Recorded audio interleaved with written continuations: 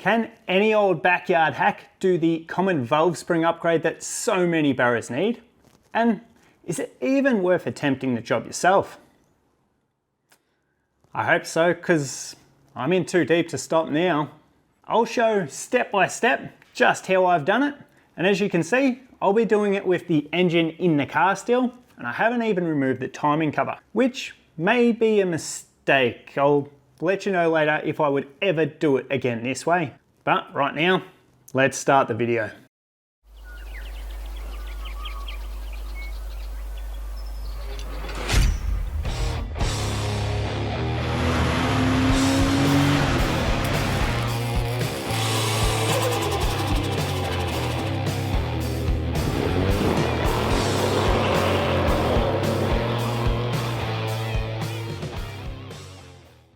I think pretty much the whole car world now knows that valve springs are a common upgrade on turbo Barras, and as they age or do more kilometers, it's only going to get worse. Some of the earlier ones may even start having issues at stock boost levels. So if you're turning it up from there, it's almost a must-have mod to stop valve float. If you've never experienced valve float, it generally starts higher up in the RPM and can be felt as power dropping off as one or more cylinder loses some power, or can be worse with misfiring or even stalling until the valves are brought back under control. And it's not just lack of power, it can damage your valve train or have valves touch pistons. So I hope you understand why I'm not trying to demonstrate it in this car I'll be working on today.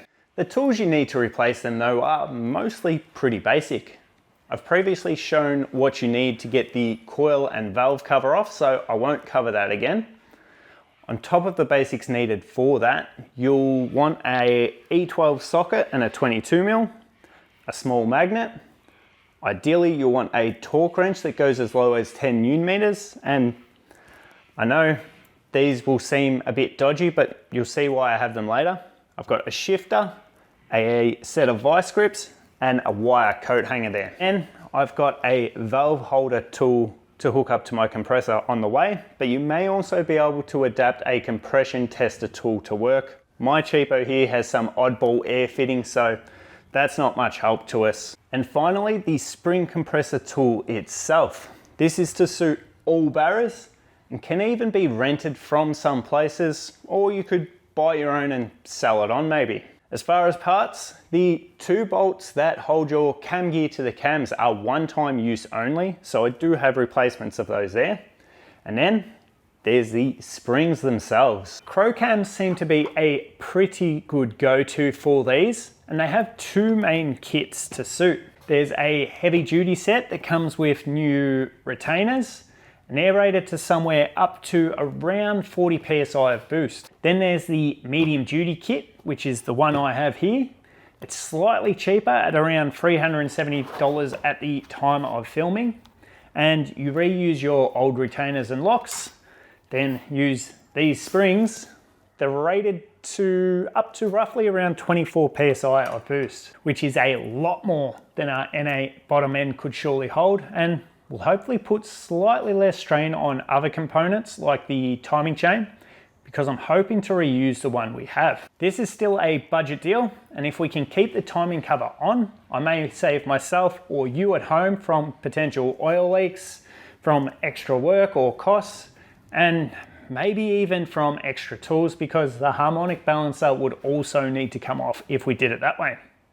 Time will tell if that's a mistake or not. If you're looking for somewhere to get the spring compressor tool or valve springs from, links will be down in the description, but I highly recommend TI Performance, and I've already used them for a heap of other performance parts in the past. Okay, well, I guess I can't nervously put off this job any longer. Let's start with disassembly. I've shown how to pull these coil and rocker covers before. Video details will be on the screen for those who need it. The thermo fans also come out for access to the front of the engine. Seems a good time to remind you that I am not a mechanic, but I'll take you through how I've done this job, if it actually works out. With the covers out the way, we can see the timing gear and chains, cam phasers, cam caps, and buried under these are cams and valve springs. I now want to set the engine to top dead center on cylinder number 1 and line all our timing marks up. Spark plugs have been removed to make turning the engine over easier, and I'm turning the crank bolt clockwise. If it doesn't line up, be patient and keep rotating the engine. 1, 2, 1, 2 off. Keep rotating. The marks all line up only every 38 rotations or something silly like that on these setups. About bloody time. This is what it should look like at top dead center for number 1. The mark on the balancer lines up with the timing indicator, as well as the 2 coloured chain links lining up with the cam gear marks. With this lined up, I've taken the chance to mark everything with paint pen, from the chain and sprocket to marking intake and exhaust caps and even the camshafts. Probably excessive, but these need to go back in the right spot later. I'm now going to crack the 2 E12 bolts holding the cams to the sprockets, but not remove them just yet. I've used this shifter with some tape on the jaws to try hold the cam sprockets still. A little hack, but it worked. A large clean rag is packed in the front to try keep tension on the chain. From what I've seen, there is a lip just below the chain on the crank, so it should be really hard for the chain to move on that crank sprocket anyway. You really don't want that happening though. We can now slowly begin removing the 28 bolts holding the cam caps on, and it's highly recommended to do these in sequence to make sure you don't bend or break any of these caps or the camshafts themselves. I'll put the sequence up on screen for reference, and I meant it when I said slowly. I'm only loosening each of these a turn or 2 at a time following the sequence before starting again until there's no tension on the caps. Caps can then come out and get stored somewhere clean, and same for the camshafts. On things you really don't want to happen, dropping anything down the oil drains into the sump would be right up there, so taking time now to cover any of these with bags or more clean rags. Just don't forget to remove these later. Ready for the big show now. Spark plugs have been installed and tightened except number 1, which is left out for me to work on. I'll take you through exactly how to change these springs in a sec, but I've just left the camera rolling while I quietly do all of cylinder number 1 for practice. This is the internet after all, so changing those 4 springs should make me expert enough to show everyone at home. Future Brownie here, and apparently I'm not expert enough. This is where things started going not to plan, but it's fine. The job gets done and no step to here is changed. Just the method from here changes a little. It started with the valve keeper air thingy deciding it wanted to stay as part of the car forever. The hose was spinning on the end of the fitting and not grabbing, so it wouldn't loosen off from in the head once cylinder 1 was finished. Bit of panicking later, I cut the hose for it and found some 5/8 hose that just fit in the hole and over the fitting, and we got lucky, out it came.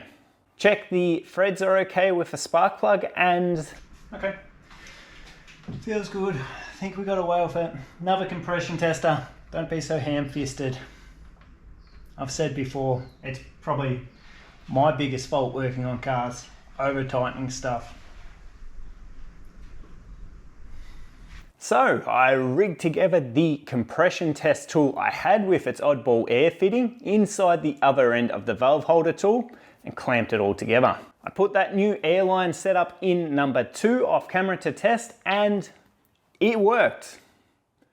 It worked so well that even at 50 to 60 PSI that I'd set it at, it rotated the engine and I had another panic. Not far luckily, I think the cam sprockets barely even moved when I caught it and disconnected the air. Everything I read said you should be fine at this pressure not to rotate the engine as long as the spark plugs are in the other cylinders, but nope. This is part of the reason I make these videos.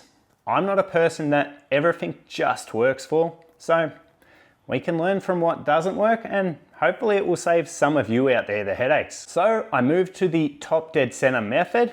Each cylinder will have its piston moved to the top dead center before adding air so I can control when the engine rotates. To do this, a couple of 1.5 litre water bottles replace the cam gears to maintain chain tension, but also allow me to rotate the engine by hand. This will involve rotating the engine backwards to return the cam timing marks, and sure, someone will say you shouldn't do that. The only risk I see with this is the timing chain tensioner is now on the wrong side, so tension could be lost and jump a tooth at the crank. As I've mentioned though, these look to have a good design for not allowing the chain to come off that crank sprocket anyway, and the bottles will keep plenty of tension on while I watch it in rotation. The other risk is the chain binding up, but rotating by hand, I should feel this, and we'll be turning it under half a turn each way anyway. Using this top dead center method has its benefits too.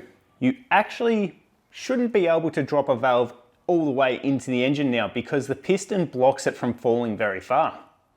You may even be able to do it without air pressure, but I'm not risking it.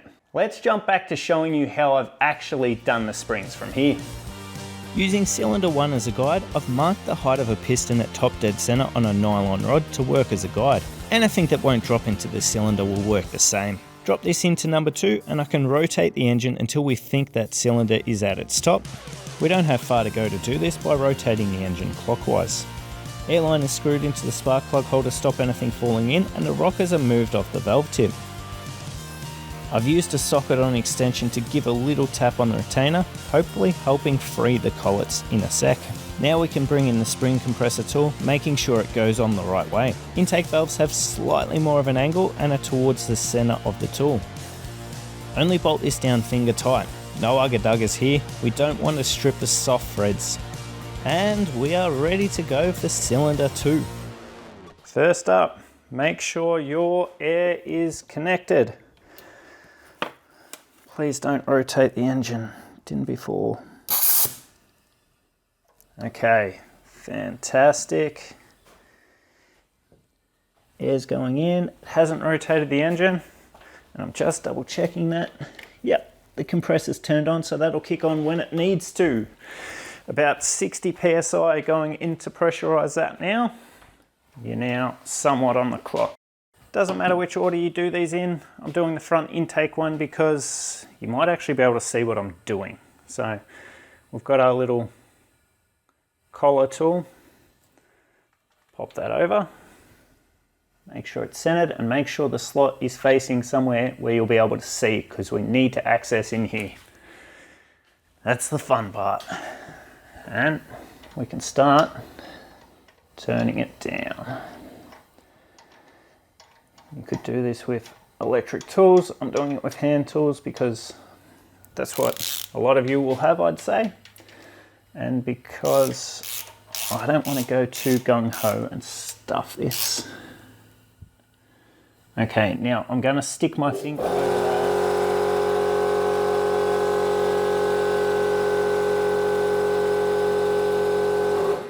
Once the compressor's done, I'm going to stick my finger over that so that our little collets can't fly out. I haven't had it yet, but it's possible. So I'm just going to stick my finger over while I keep tightening down.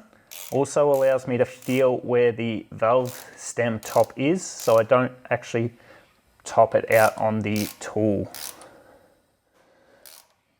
Now I'm going real close to the top of that valve stem, is nearly at the top of this tool. But we don't want to touch the top of that valve stem. It'll start pushing it down and you'll lose some of that air pressure. Then your compressor will struggle to keep up. So you can see those collets in there now, hopefully, ready to come out. I'll get my little magnet in there.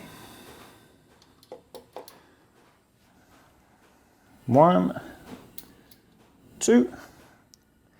And those little guys are why we have plastic bags stuffed everywhere, so that they don't fly off, go missing, and ruin your day. Day's been rough enough as it is. I don't need anything else. So backing it out now, and our valve spring should be coming free.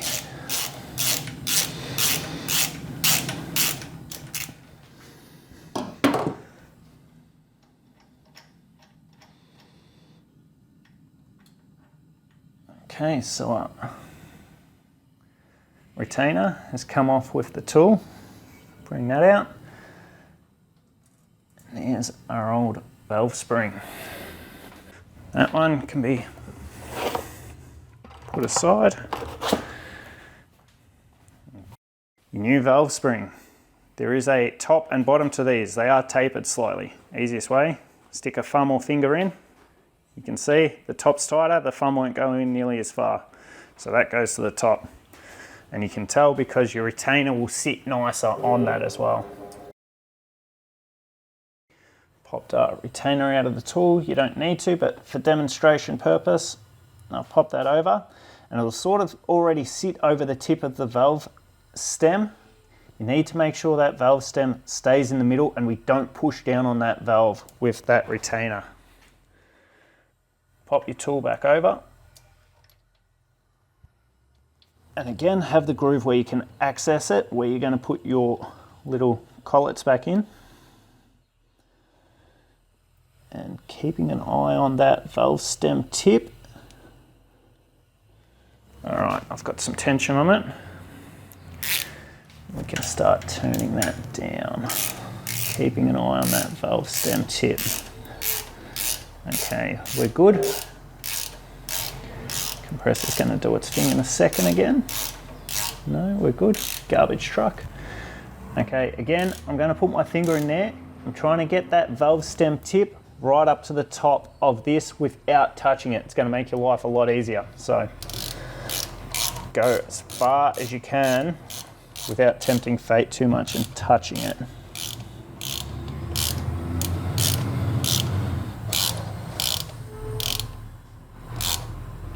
If you do, you can just back it out. It'll just give your air compressor some more work to do. That's all.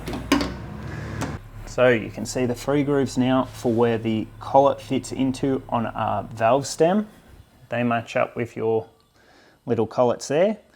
And they do only go in one way. They're tapered, so the bottom is smaller, the top is bigger, so that it will hold that retainer on. Just over to the side.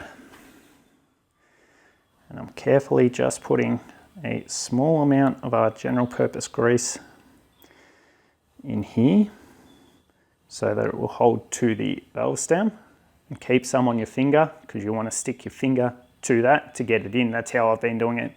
You can use your magnet. So here we go, the worst part of the job. Little collet stuck to my finger. Try and get that in there.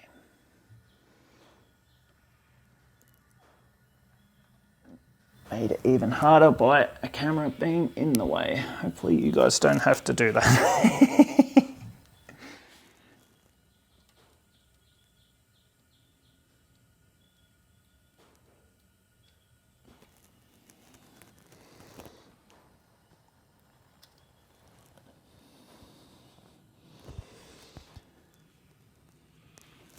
Guy looks like it's in there pretty good.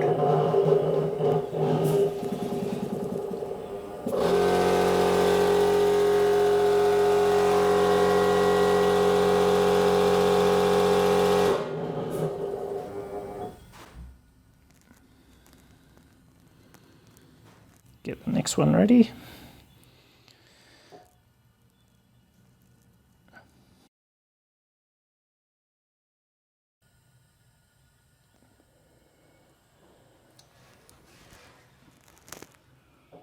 Holy crap. Might have got lucky and got those in there pretty quick. Let's see. So I'm gonna back this out. I'm gonna stick my finger over that hole again, just in case this isn't right and those wanna shoot out of there and throw themselves around the shed and I never find them again. So I'm gonna back this out and keep my fingers over there for a second. And then have a quick look and see how they're looking. Looks like we're going okay, so I'll keep going. I don't know if they're sitting right, actually. Let's...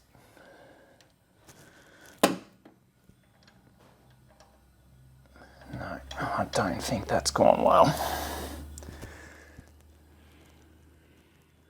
I don't think it's quite going down that retainer, so I'm going to tighten it back in with my fingers over it again for safety. Not going too far to touch the top of the valve. We can have a quick look. Looks okay, maybe that back one's not quite sat in enough.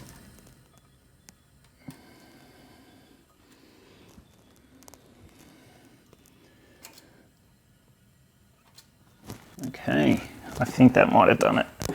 Might have just needed that little bit at the bottom. Let's try again. That's feeling good.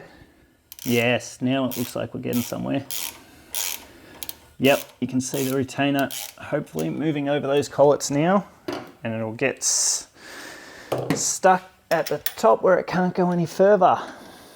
Now we can back this out and hopefully we've got one done. That is the worst part of the job. Those bloody collets are so fiddly, not a lot of access. And this isn't even the worst one. This is one of the better ones for visibility. Moment of truth. Yep. Just sitting on there, we can clean a bit of that excess grease off. There it is, one done. See how the collets are sitting nice and flush with the retainer there. That's cool, we're good. Compressor heart attack. And we just keep doing that. Congrats, if you've just started, that's 1 down and 20 free to go. 3 more springs to change on that cylinder, all much the same as you've just seen.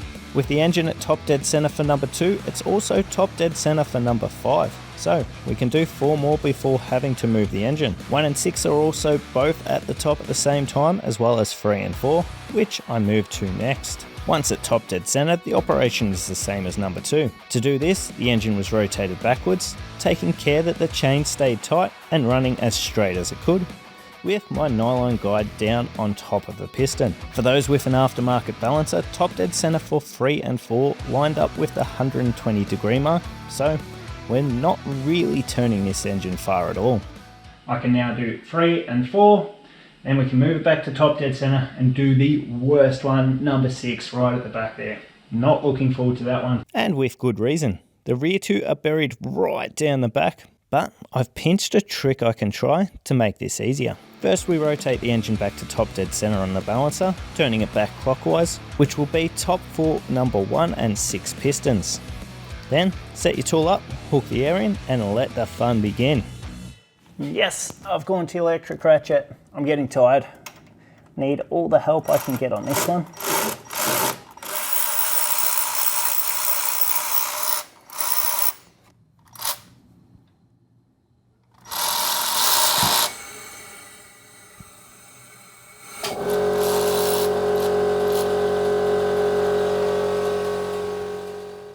That's what happens when you catch the valve a little bit. I think actually those collets are probably stuck in there. Let's see if it does it again. It's probably the collets keeping the retainer, so it's actually pushing the valve open. Let's see, I don't want to keep on going, it might need a knock. Nope, they're going this time. Okay. And now as a precaution, because it's going to be really hard to get in there, if that happens to the back one, I might just see if that back one's going to at least start. So the one right behind it. And I'm turning, you won't be able to see this, but I'm turning the open slot to face through here, which is where I'll be trying to access it. Doesn't help that at this stage everything has a slimy little coat of grease on it.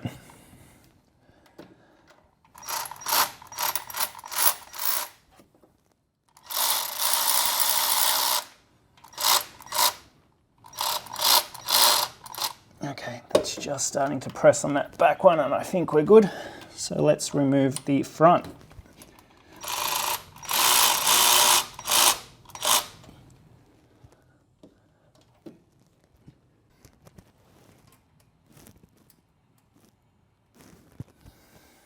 There's 1, 2, yep, cool. Both the collets have come from that one, so we can remove that spring.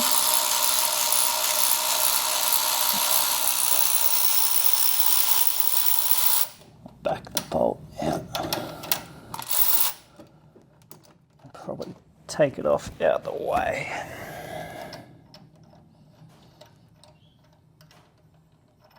For now.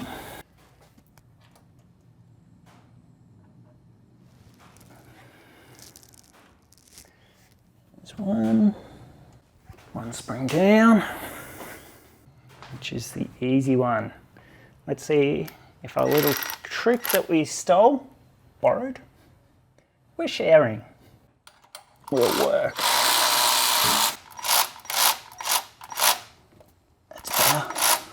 All right, it must be going. I want a finger in there just in case one lets loose.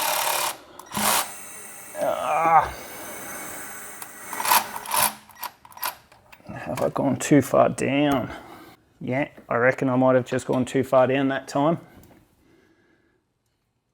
Geez, this is gonna be tough.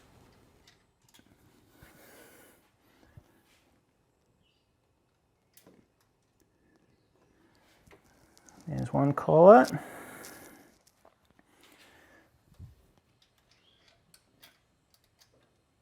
There's two. So you can see just barely in there. We're not going to have much space at all to work with. But if I stick it on the very tip of my finger and shove it in, I think that'll work. I think that's the best shot we have without doing magnets and all sorts, not magnets, mirrors and stuff, and going from the back. I think this will work better. Let's see. Oops, sorry, camera. Getting tired, it's starting to make silly mistakes, so I just have to slow it down and work through it. I've already done 20 of them. We can do this. So facing somewhere this way.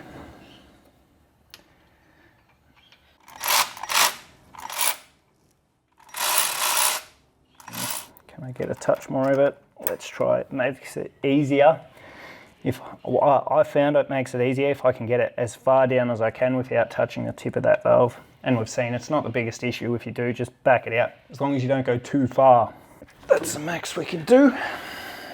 Okay, all that practice comes down to this. There's only a tiny, tiny little gap. Let's see. Grease them up.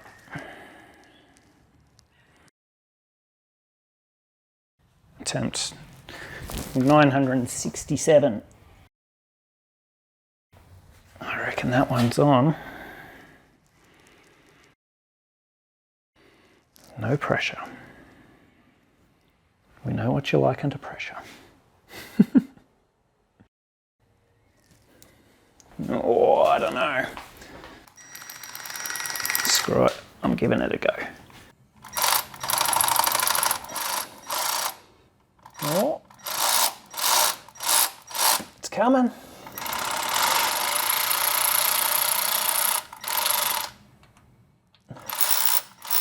That might be it. I reckon that's worked. Okay, I'll take that. Look, they're all fiddly, but at least I could get my finger through the front, not have it knocking off and falling down the back or anything. I reckon that's worked. I'm going to do that again on the other side. I better do this front one quickly though. You've no doubt seen enough of me fumbling around, and by now should be right to finish those last ones. Let's jump to assembly and seeing if I stuffed anything else up along the way. All plastic bags are removed, and here comes the first use of that wire coat hanger. I've chopped some off and connected a large socket to it just as a weight. Those water bottles have served well, but this will help keep tension on the chain now and give room for reassembly.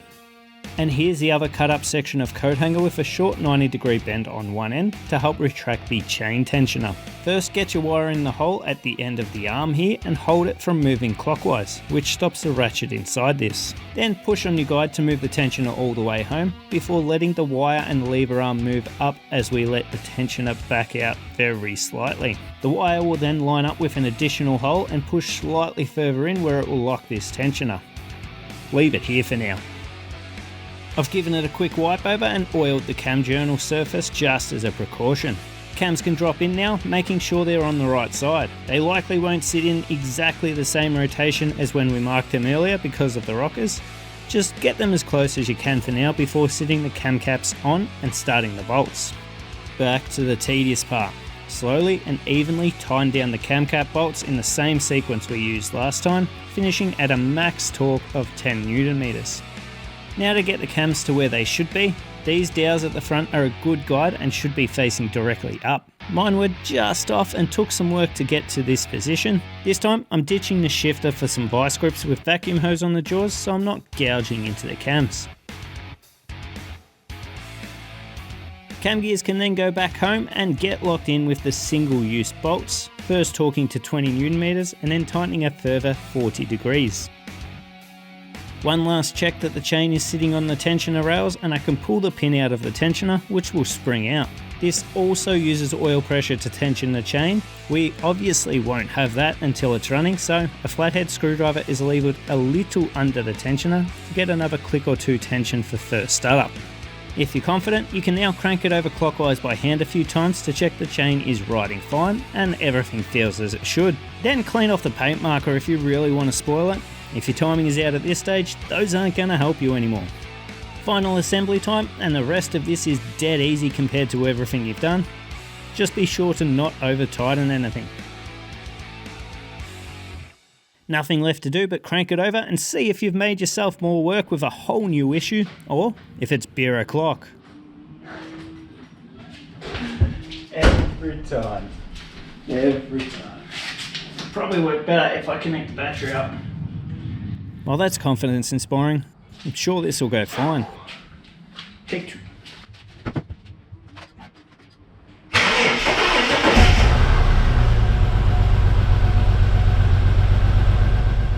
It is running a little rough. One last panic for this video as I look over things and the car slowly evens out and eventually gets back to normal. I mean, I was never actually worried. I had full confidence. After that slightly rough startup, it cleared up and was fine. I did remove some rockers and lifters from cylinder 1 when working, so it may just have been those getting oil back in them and pumping up. Who knows? I have driven it since though and can say that it feels completely as it was before, which is a bit underwhelming after all the work we did, but it is the best result we could hope for unless you had very severe valve float issues before. This only happened once or twice and it hasn't happened since, so I think we've sorted that. And it does help support more power now if you choose to go that way. So, would I do it again? It definitely isn't an exciting one. You won't even know it's been done from the outside, but it is pretty satisfying to say you did it yourself, and the disassembled pics will likely look pretty impressive to your mates. So there's that. Personally, I am happy I did it and would be fairly confident to knock it out in well under a day next time if I did it again. As long as things go right-ish, it's not even particularly hard, it's just time consuming. So how much is that time and satisfaction worth to you? From what I've seen, just the labour to change them would have been at an absolute minimum about $500. Take the rental or cost to buy, then sell the tool out of that and make your own call. Next up, I'm hoping to do a few maintenance items I've been neglecting, which is motivated by a special guest that I'm still hoping to have drive this at the track in the near future. Don't forget to like and subscribe if you've enjoyed this one and would like to see more, or if it's helped you out. Thanks again for watching, everyone. Hope to see you all in the next one. Cheers. Just a second to appreciate how much of a pain this YouTube stuff can be. I'd like to see in there, but I've got a camera right in the way so you guys can see. I'm about to move this camera. There's another light right in the way that I'm trying to not knock over. This YouTube stuff, it makes this a lot harder. This is why videos take a lot longer. Hope you guys enjoy.